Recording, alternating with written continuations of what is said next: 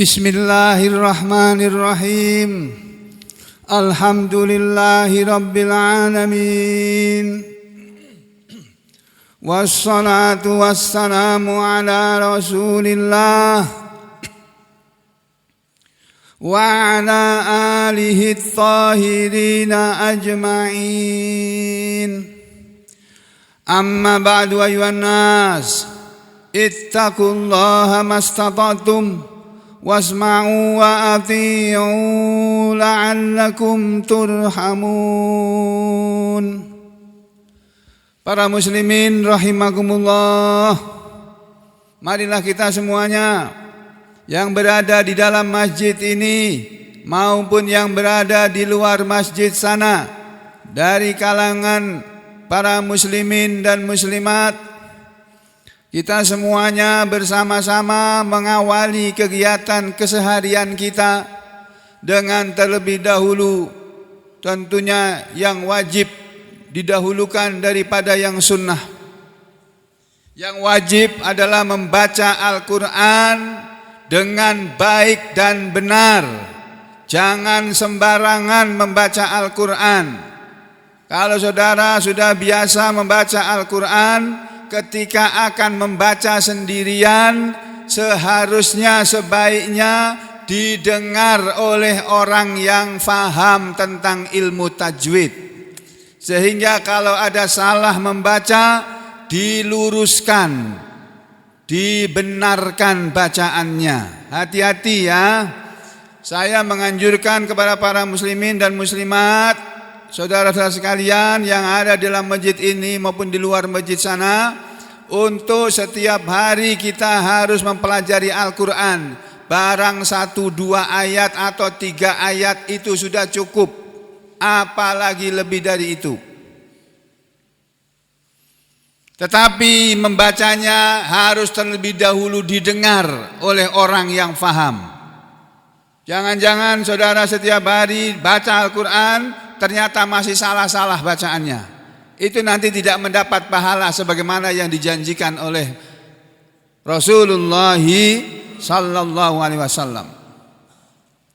Jadi membaca Al-Quran beda dengan baca koran, beda. Kalau saudara baca Al-Quran silahkan, baik, tapi harus ada yang mendengar, yang mengoreksi bacaan saudara. Jangan ada yang salah, jangan ada yang keliru, apalagi kesalahannya fatal, sehingga merubah makna yang dibacanya. Maka dari itu saudara sekalian, belajar Al-Quran hukumnya adalah wajib, fardu ain, bukan fardu kifayah, fardu ain, wajib atas setiap orang muslim. Setiap orang muslim harus bisa baca Al-Quran.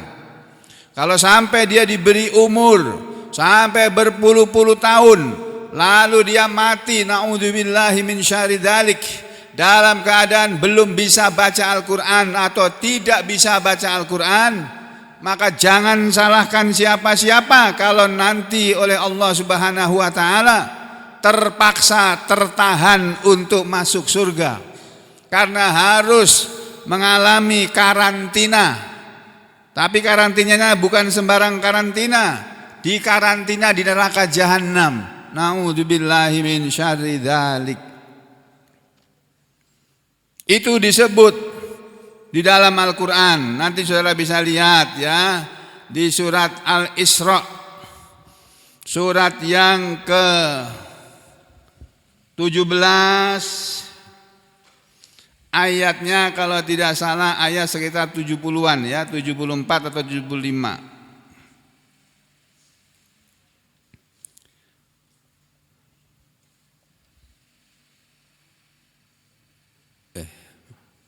72, maaf saya salah.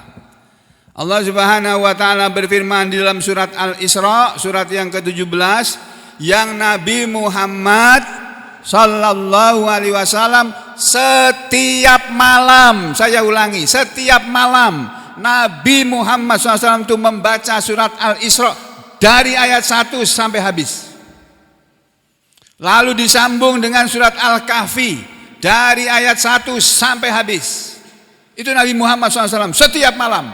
padahal beliau itu manusia yang sudah pasti masuk surga. Bahkan beliau adalah Sayyidul Anbiya'i wal Mursalin, tokoh dari para nabi dan para rasul-rasul Allah, dan manusia yang pertama kali yang akan dipersilahkan oleh Allah untuk membuka pintu surga kemudian masuk ke dalamnya adalah Nabi Muhammad sallallahu alaihi wasallam. Nah, kalau nabi saja saudara sekalian, kalau nabi saja yang sudah dijamin masuk surga masih mau menyempatkan membaca Al-Quran setiap malam, surat Al-Isra dan surat Al-Kahfi, demikian juga berikutnya surat Tabarok, surat Al-Mulk, yang kalau di malam Jumat khususnya menurut sebuah hadis yang lain beliau membaca surat Yasin sampai selesai. Lalu bagaimana dengan kita yang belum ada yang menjamin bahwa kita akan masuk surga? Lalu mengapa kita tenang-tenang saja, tidak sibuk belajar Al-Quran, malah sibuk mengerjakan yang lainnya? Kita merelakan diri kita untuk bersibuk-sibuk dengan hal yang lain, tapi tidak mau menyibukkan diri kita dengan belajar Al-Quran. Padahal Nabi Muhammad SAW dalam sebuah hadis menyatakan, barang siapa yang disibukkan dirinya oleh Al-Quran, barang siapa kata Nabi yang dirinya disibukkan oleh Al-Quran, yang buat dia sibuk karena membaca, sibuk belajar Al-Quran, sibuk mempelajari Al-Quran, apa kata Nabi? Allah akan memberi kepadanya sesuatu yang paling baik, yang lebih baik daripada yang diberikan oleh semua manusia. Itu janji Rasulullah SAW. Maka dari itu saudara sekalian, marilah kita semuanya berusaha untuk mempelajari Al-Quran ini. Dari surat yang pertama, surat Al-Fatihah, harus bisa membaca dengan baik dan benar. Kalau sholatnya membaca Al-Fatihahnya salah-salah, Nabi mengatakan la sholata liman lam yakrok bi fatihatil kitab. Tidak ada sholat bagi orang yang tidak membaca Fatihahnya Alkitab. Maksudnya tidak membaca Al-Fatihah. Tentunya membaca kama unzilat kata Nabi, sebagaimana dia dulu diturunkan. Bukan kama qoro'a, kama qorokna, kama qoroktu. Bukan sebagaimana yang aku baca, bukan sebagaimana yang kami baca, tapi bagaimana dulu ayat itu dibacakan oleh malaikat Jibril kepada Nabi Muhammad sallallahu alaihi wasallam. Maka tidak ada alasan apapun yang akan diterima oleh Allah kalau nanti kita di akhirat dalam keadaan tidak tahu, tidak bisa membaca Al-Quran, atau istilah lainnya buta Al-Quran. Orang yang buta Al-Quran dikatakan oleh Allah dalam surat Al-Isra ayat 72 ini, A'udzu billahi minasy syaithanir rajim. Wa man kana fi hadhihi a'ma fahuwa fil akhirati a'ma wa adallu sabila. Ini kata Allah, firman Allah, kalamullah. Allah berbicara, berkalam, ngomong dalam Al-Quran, diabadikan dalam Al-Quran, dan dibaca oleh setiap orang yang membaca Al-Quran di malam Ramadan, yang tadarus Al-Quran. Kata Allah, wa man kana, dan barang siapa adalah dia, barang siapa yang dia adalah fi hadhihi, di sini, di dunia ini, maksudnya a'ma, dalam keadaan buta, tidak bisa membaca Al-Quran, tidak tahu Al-Quran, fahuwa fil akhirati a'ma, maka dia di akhirat juga dalam keadaan buta matanya, wa adallu sabila, dan sangat sesatlah jalannya. Jadi menurut ayat ini yang dalam Al-Quran ada di halaman berapa Bapak Ibu sekalian yang saya baca barusan ini? 289. Kita lihat ya, Al-Quran versi Kementerian Agama RI. Surat Al-Isra, surat 17 ayat 72. Nih. Kementerian Agama RI menerjemahkan ayat 72 ini seperti ini. Wa man kana fi hadhihi a'ma, dan barang siapa yang buta menurut sebagian tafsir maksudnya buta hatinya, buta mata hatinya. Barang siapa yang buta hatinya di dunia ini, buta hatinya di dunia dia nggak ngerti Al-Quran, nggak ngereken Al-Quran. Al-Quran dianggap nggak penting itu. Gak perlu dipelajari, yang perlu itu belajar TK, SD, SMP, SMA, S1, S2, S3, sampai profesor. Tapi gak bisa baca Al-Quran. Salah besar itu orang yang hidup seperti itu. Jadi kata Allah, dan barang siapa yang buta hatinya di dunia ini, maka di akhirat dia akan buta dan tersesat jauh dari jalan yang benar. Kenapa di Indonesia ini negaranya kaya raya? Allah Subhanahu wa taala sudah menganugerahkan negara kesatuan Republik Indonesia ini kepada bangsa Indonesia yang dimerdekakan oleh Allah atas berkat rahmat Allah yang Maha Kuasa, dan itu diakui oleh pendiri negara ini. Kenapa negara yang kaya raya ini banyak rakyatnya yang miskin? Karena apa? Salah satu sebabnya adalah karena yang miskin tidak mau belajar Al-Quran, yang kaya pun tidak mau belajar Al-Quran. Yang jadi rakyat biasa tidak mau, tidak suka baca Al-Quran, yang jadi pejabat pun buta kepada Al-Quran, buta huruf Al-Quran. Sehingga ketika mereka menjadi pejabat, bukannya memikirkan rakyat yang harus dia pimpin, yang harus dia lindungi, yang harus dia sejahterakan, mereka bukan mensejahterakan rakyat sebagaimana yang diatur dalam peraturan perundang-undangan yang mereka bikin sendiri, tapi yang mereka lakukan adalah mensejahterakan dirinya, keluarganya, dan kroni-kroninya atau kelompok-kelompoknya. Itu yang terjadi. Sehingga banyak rakyat Kalimantan yang kaya raya alamnya ini tapi tetap miskin. Dari Indonesia merdeka tahun 45 sampai sekarang, sudah berapa tahun umur negara kita? Berapa Pak? 70 berapa? 9. Tahun ini 80 tahun. Ya. 80 tahun Indonesia merdeka, masih ada rakyatnya yang mau kesampit dari Pagatan naik kelotok, harus mendorong kelotoknya. Sementara yang di Jakarta, di Bandung naik kereta api cepat, wus. Tapi uangnya nggak pernah masuk ke dalam kas negara, karena itu uangnya untuk membayar utang negara. Masya Allah. Kenapa ini bisa terjadi? Karena sejak awal yang diajarkan kepada anak-anak bangsa ini bukan Al-Quran, tapi Koran. Bukan Quran, tapi Koran. Jadi saudara sekalian, ayo kita rubah cara hidup kita, cara pandang kita dalam kehidupan ini, supaya kita tidak termasuk orang yang disebut oleh Allah dalam surat Al-Isra ayat 72 ini. Masih ada lagi dalam ayat yang lain, ya, di dalam surat Maryam. Siapa yang bisa menunjukkan surat Maryam ayat berapa itu? Di dalam surat Maryam, setelah surat Al-Isra, lalu surat yang ke-18 surat Al-Kahfi, lalu yang ke-19 surat Maryam. Coba dilihat di surat Maryam atau di surat Toha. Man a'rada an dzikri fahuwa fi. Di dalam surat, bukan surat Maryam tapi surat Toha, surat yang ke-20. Ya, kita lihat di surat yang ke-20, surat Toha, ya. Ini juga nanti akan kita pelajari nih, Pak. Di surat Toha ayat 124 ada ayat yang menegur manusia ini yang tidak ngereken kepada Al-Quran. Nih ayatnya.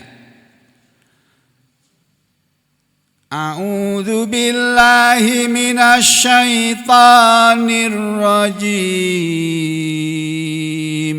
Wa man a'rada an dzikri fa inna lahu ma'isyatan dhanka wa nahsyuruhu yaumal qiyamati a'ma.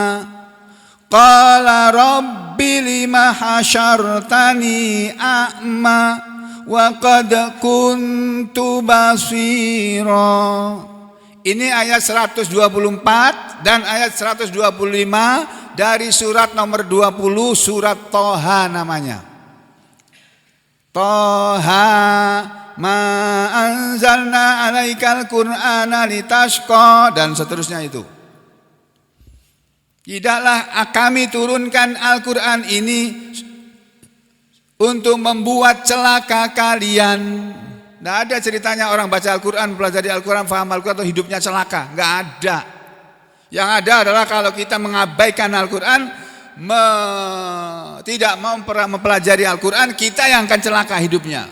Kalau tidak di dunia, di akhirat. Mungkin di dunia orang yang seperti itu bisa hidup senang. Tambang dia kuasai sendiri, dia kuasai sama istrinya, sama anak-anaknya semua dikasih tambang. Bukan tambang untuk yang ikat sapi itu, bukan. Bukan tali tambang, bukan. Tambang yang miliaran harganya itu.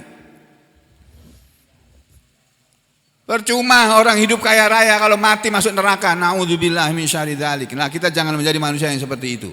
Makanya setiap hari saya teriak-teriak di sini dalam rangka untuk mengingatkan diri saya sendiri dan juga keluarga saya, semua handetolan saya kasih peringatan Al-Quran ini. Nah, saya kasih peringatan ini juga kepada saudara sekalian yang ada di masjid ini maupun yang ada di luar sana.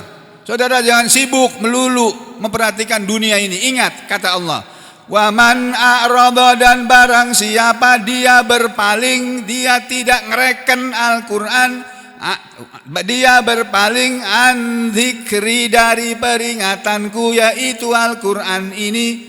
Barang siapa dia berpaling dari Al-Quran, fa inna, maka sesungguhnya lahu, untuk dia di dunia ini atau di dalam kubur nanti, ma'isyatan dongka, kehidupan yang sempit.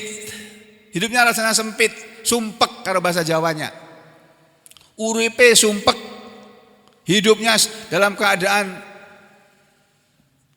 apa namanya? Apa kalau di Al-Qur'an diterjemahkan apa tuh? Di surat Toha ayat 124 ini Pak. Dalaman berapa tuh di Al-Qur'an? 320. Ini di Al-Qur'an Kementerian Agama ini. Ayat 124.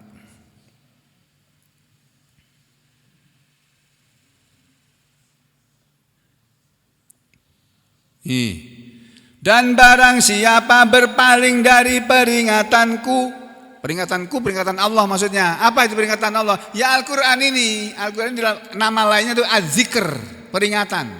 Ya. Dan barang siapa berpaling dari peringatanku, maka sungguh dia akan menjalani kehidupan yang sempit. Hidupnya rasanya sempit, padahal kaya raya. Hatinya sempit. Gak pernah lapang, gak pernah nyaman. Pikirannya selalu hal-hal yang membuat sesak napas. Seperti orang sesak napas. Dan kami akan mengumpulkannya di akhirat nanti, pada hari kiamat nanti, dalam keadaan buta. Karena di dunia ini dia tidak mengerjakan Al-Quran, nanti di akhirat buta matanya. Ini yang disebut oleh Allah dalam Al-Quran surat Toha ayat 124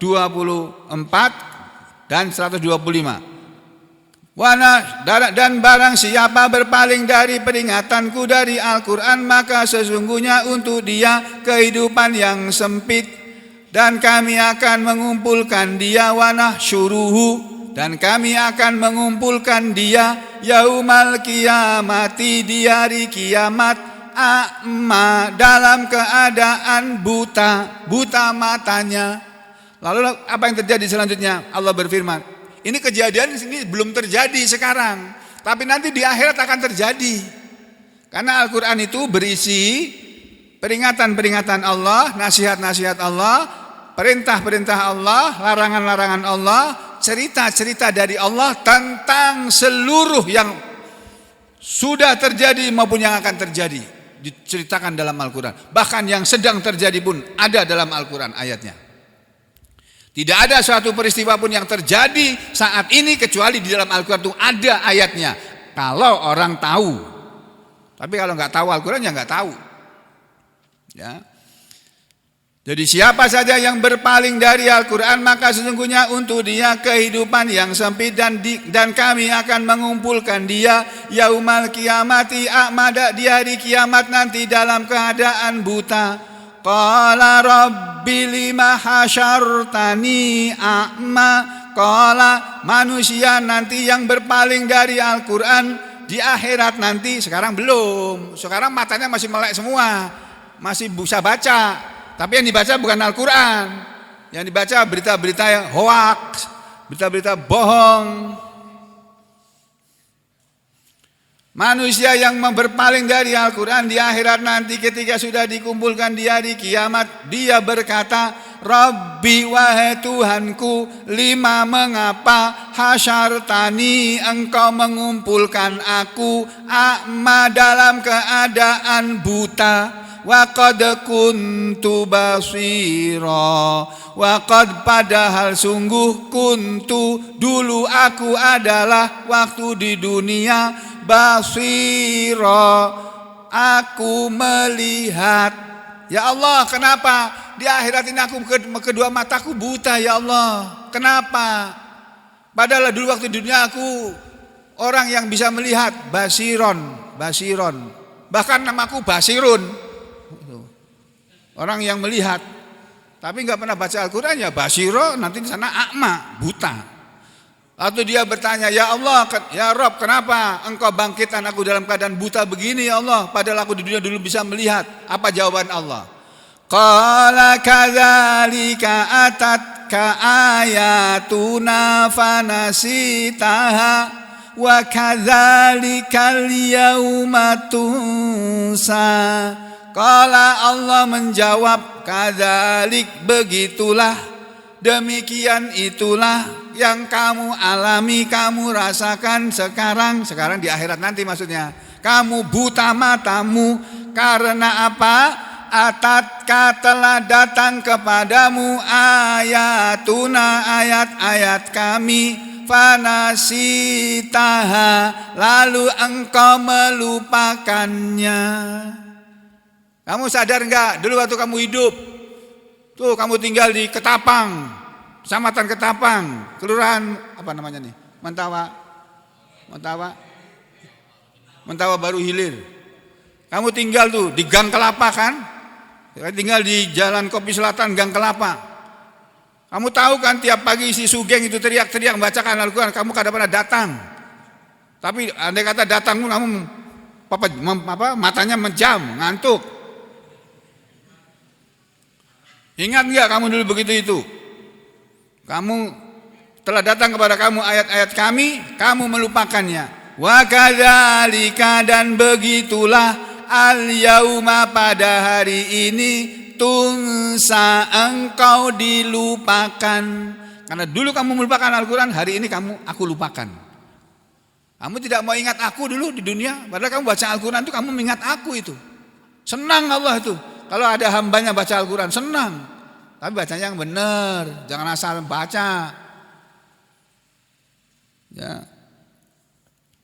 Dan seterusnya. Lalu saya akan mengajak saudara sekalian pada hari ini menengok surat Al-Kahfi yang tadi saya perdengarkan bacaan dari salah satu imam Masjidil Haram yang saya pernah mendengar sendiri suaranya ketika umroh beberapa bulan Januari yang lalu, tahun lalu. Umroh, saya dengarkan imamnya baca Al-Quran, kok bagus sekali ini imam ini bacaannya. Aku tanya sama orang sebelahku, kebetulan orang sebelah ini mungkin orang Mekah dia, karena aku ngomong, ini aku harus ngomong pakai bahasa Arab ini. Ya udah sebisa-bisaku. Aku tanya aja, man ismul imam. Aku nanya begitu, siapa nama imam ini? Itu dia ingat-ingat. Al-Juhani. Al-Juhani. Itu yang tadi saya pendengarkan saudara sekalian, yang bacaannya kenceng tadi itu, ya. Al-Quran ini surat Al-Kahfi namanya. diawali dengan 10 ayat yang pertama yang kata Rasulullah SAW, barang siapa membaca, bukan hafal, barang siapa membaca, dalam banyak hadis bunyinya mangqara'a min awali suratil kahfi asra ayatin min suratil kahfi, siapa yang baca 10 ayat pertama dari surah al-kahfi, dia minad dajjal, dia min fitnatid dajjal, dia akan dilindungi oleh Allah dari fitnahnya dajjal. Dalam hadis riwayat Tirmidzi, man hafidha, siapa yang hafal bukan 10 tapi salah satu ayatin min awali suratil kahfi, ya, siapa yang menghafalkan 10 ayat 3 ayat pertama dari al-kahfi akan dilindungi oleh Allah dari dajjal. Hafal, tapi ini tadi sudah dibaca. Bismillahirrahmanirrahim, dengan nama Allah yang Maha Pengasih, yang Maha Penyayang. Alhamdulillah, segala puji milik Allah. Alladzi, yang Allah itu siapa? Allah itu yang anzala, telah menurunkan ala abdihi, kepada seorang hambanya, yaitu Nabi Muhammad sallallahu alaihi wasallam. Segala puji bagi Allah yang telah menurunkan kepada seorang hambanya Alkitab. Alkitab itu maksudnya Al-Quran itu. Walam yaj'al lahu iwaja, dan Allah tidak menjadikan bagi Al-Quran itu ajaran yang bengkok, kebengkokan. Tidak ada kebengkokan di dalam Al-Quran. Ajaran Al-Quran itu semuanya ajaran yang lurus, yang baik, yang benar. Ya, qayyiman, Al-Quran itu adalah kami turunkan dalam keadaan lurus. Untuk apa diturunkan? Liyunzira, untuk memberi peringatan dengan ba'san syadidan, bahaya yang besar, dengan siksaan yang berat, miladunhu, dari sisinya, dari hadapannya.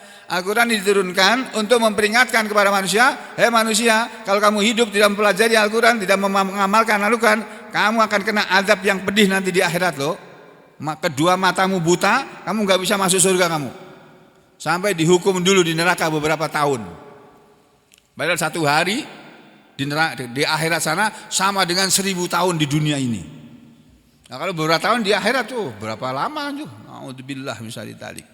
Al-Quran itu diturunkan untuk memberi peringatan akan adanya bahaya yang besar di akhirat nanti. Wa yubasyira, dan Al-Quran itu memberi kabar gembira al-mu'minina, kepada orang-orang yang beriman, alladzina ya'maluna sholihat, mereka yang beramal soleh. Apa berita gembiranya? Annalahum, bahwasanya untuk mereka ajran hasana, balasan yang baik. Balasan yang baik ini bukan penghargaan, bukan. Kalau di dunia ini kita dapat penghargaan dari Presiden RI, bangga banget kita. Padahal apa artinya surat penghargaan itu? Gak ada gunanya itu di akhirat, Pak. Gak ada. Yang ada itu penghargaan dari Allah. Itu yang berharga di akhirat nanti. Al-Quran ini diturunkan untuk memberi peringatan kepada orang-orang yang kafir, yang tidak mau beriman, bahwa mereka akan mendapat adab yang pedih, yang dahsyat, dan memberi kabar gembira kepada orang-orang yang beriman dan beramal soleh, bahwa mereka akan mendapatkan surga, ganjaran yang baik, makithina fihi abada. Orang-orang itu nanti akan bertempat tinggal fihi, di dalamnya, di dalam surga sana, abadan, abadi, selama-lamanya. Ini makanya siapa yang menghafalkan 3 ayat ini saja, Pak, dijaga oleh Allah dari fitnah dajjal. 3 ayat ini saja sudah cukup. Hafal tapi kalau nggak hafal membaca ya 10 ayat pertama dan 10 ayat yang terakhir. Nah, saya akan bawa saudara-saudara sekalian Ya, saya akan kasih tahu isi surat Al-Kahfi ini secara global saja. Kalau ayat pertama sampai ayat yang ke-10 yang diperintahkan, dianjurkan oleh Nabi untuk dibaca setiap hari Jumat atau setiap malam Jumat, ya. Jadi kalau di masjid yang saya pernah datang berkali-kali di sana di daerah Tebet, ada masjidnya, kalau sudah pernah dengar nama Yusuf Marta, salah seorang tokoh yang di Reuni 212 jadi ketua panitianya itu, Yusuf Marta, orang keturunan Arab. Dia bikin masjid, bagus masjidnya. Lebih bagus dari masjid kita ini. AC-nya dingin, yang di atas juga dingin. Tapi aku lihat laporan keuangannya tekor terus. Ya, ada agnia, ada orang-orang kaya yang menutupi tekornya. Itu setiap pagi sebelum sholat Jumat dibaca surat Al-Kahfi ini dari ayat 1 sampai selesai. Yang baca siapa? Imamnya. Bagus bacaannya. Ya, ada dalilnya dalam hadis itu. Cuma kita saja yang tidak pernah tahu, nggak pernah mengamalkan, ya. Jadi nggak apa-apa, boleh saja orang mengamalkan seperti itu. Guru kami pun tidak mengajarkan itu. Kalau dalam hadis itu dibaca oleh setiap orang. Ya, kebetulan karena itu hari Jumat, supaya orang membiasakan mendengar surat Al-Kahfi, dibacakanlah setiap Jumat. Nanti begitu selesai sholat Jumat, datang waktunya adzan Jumat. Itu sudah diperkirakan waktunya. Sampai selesai itu. Ya, udah kembali sini ya. Jadi ayat-ayat ini diawali dengan perintah untuk memperhatikan Al-Quran, mempelajari Al-Quran, dan hidup dengan Al-Quran, supaya kita selamat di dunia ini dan sampai di akhirat pun tetap selamat. Nah, lalu setelah itu, setelah mana tadi ini, permulaan surat Al-Kahfi ini diawali dengan berita tentang perintah itu. Di tengah-tengah surat Al-Kahfi yang kemarin dibaca oleh imam kita, Al-malu wal banun, ayat berapa tuh, Mas? Siapa jenenge? Huda, Fadi, ayat piro kae wingi kae? Ini kalau enggak salah ya. Ayat 40.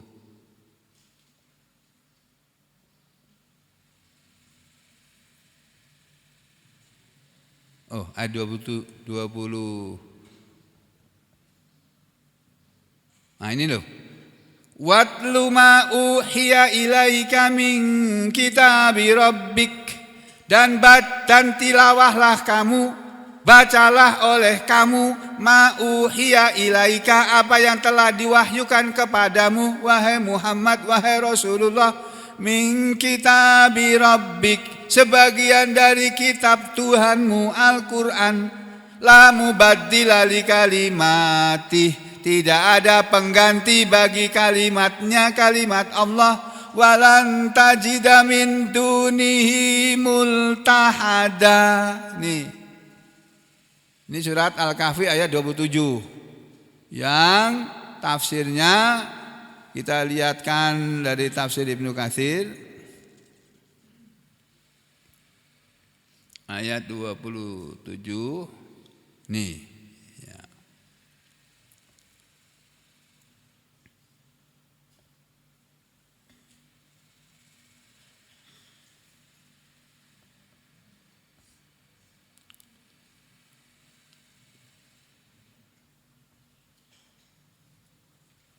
Watlu ma uhiya ilaika, diterangkan di sini.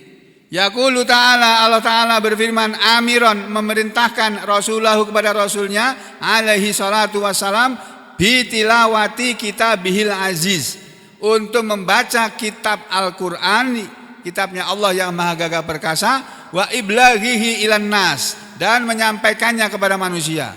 La mubaddila li kalimati, tidak ada pengganti bagi kalimat Allah. Tidak ada ajaran yang sebaik Al-Quran, itu tidak ada.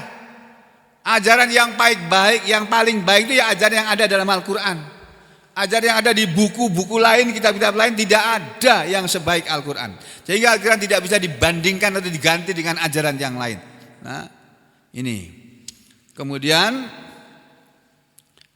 walan tajida min dunihi multahada, dan dia tidak akan mendapatkan, kalau tidak membaca Al-Quran, dia tidak akan mendapatkan di akhirat nanti min dunihi, dari selain Allah, multahada. Multahada diartikan ini malja'a, keselamatan.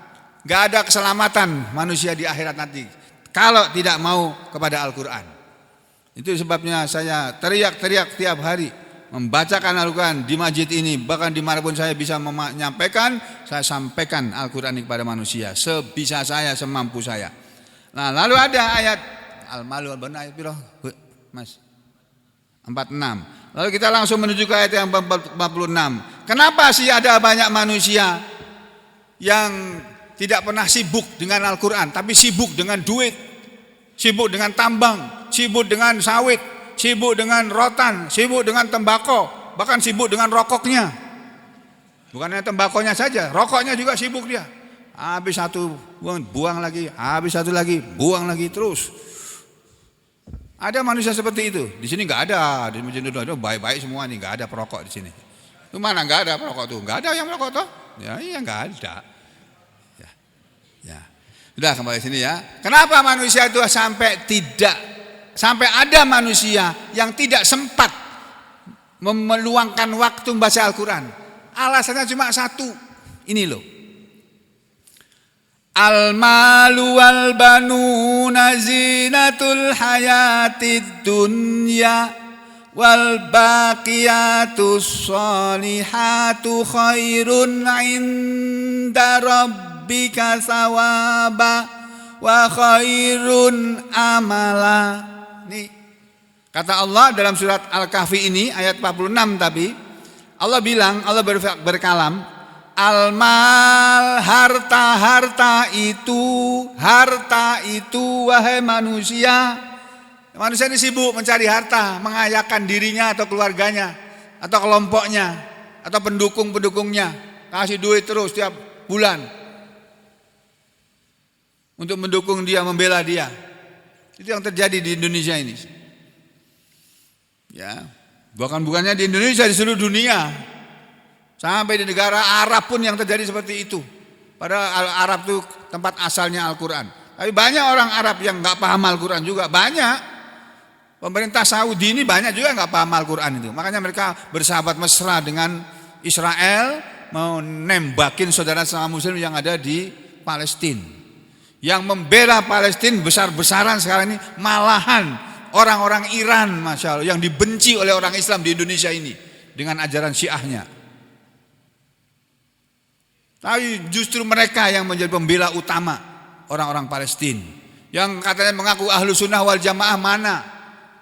Gak ada yang bela mereka, kecuali sedikit saja.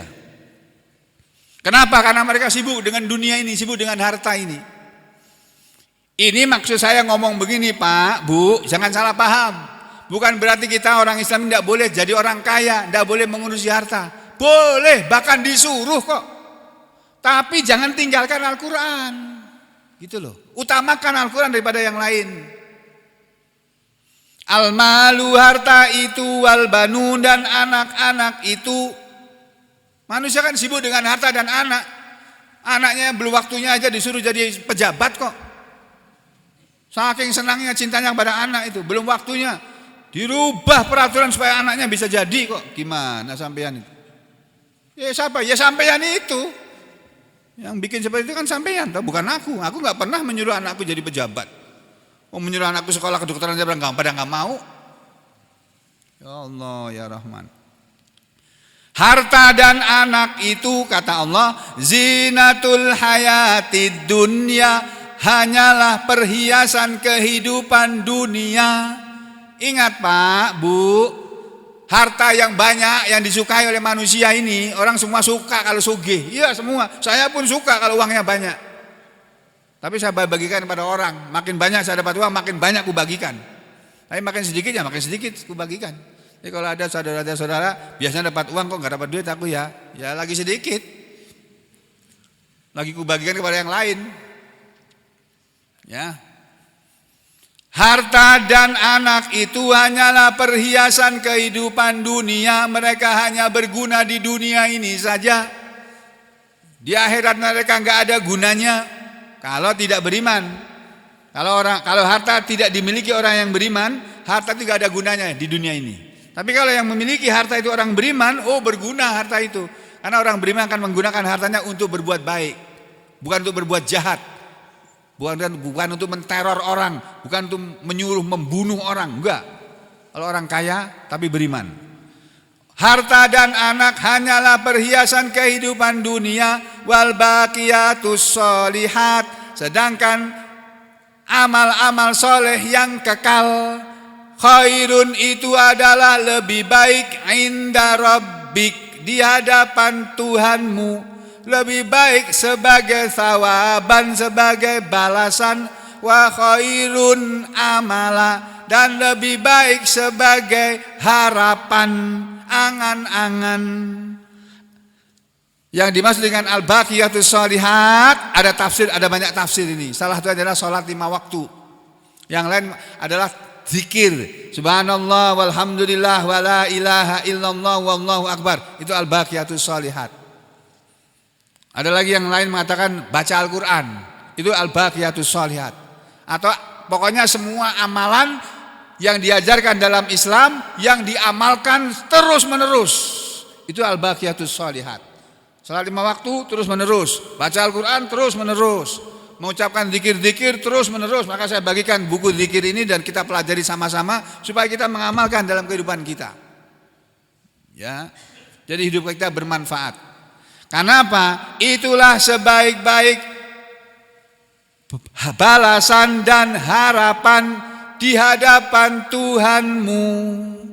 Jadi kalau kita punya harta, kita punya anak, kita punya harta, kita gunakan untuk beribadah. Kita punya anak, kita ajak anak kita untuk beribadah, bisa membaca Al-Quran, bisa tilawah Al-Quran. Itu anak dan harta yang akan bermanfaat buat kita di akhirat nanti di hadapan Allah. Kalau harta hanya kita gunakan untuk bersenang-senang di dunia, hanya untuk memuaskan syahwat, untuk membeli narkoba, untuk minum minuman keras, untuk berzina dengan pelacur kelas tinggi yang semalam 50 juta bayarannya. Wadah loh Pak. Baru rasanya podo wae. Sama sebetulnya. Kalau bagi orang yang sudah pernah punya istri, sama aja itu kata Rasulullah. Makanya Rasulullah mengatakan, kalau kamu laki-laki berjalan di pasar kah, di mall kah, di mana kamu lihat ada perempuan cantik, kamu terpesona, kamu pulang ke rumahmu, datangi istrimu. Yang punya dia itu sama dengan punya istrimu itu. Halo, paham? Paham? Ya udah, sampai sini dulu, kita ketemu lagi yang pada masa yang akan datang. Insyaallah. Aqulu qouli hadza astaghfirullah li wa lakum. Allahumma taqabbal minna innaka antas samiul alim wa tub alaina innaka antat tawwabur rahim. Wa sallallahu ala Muhammadin wa ala ali Muhammad walhamdulillahi rabbil alamin. Wassalamualaikum warahmatullahi wabarakatuh.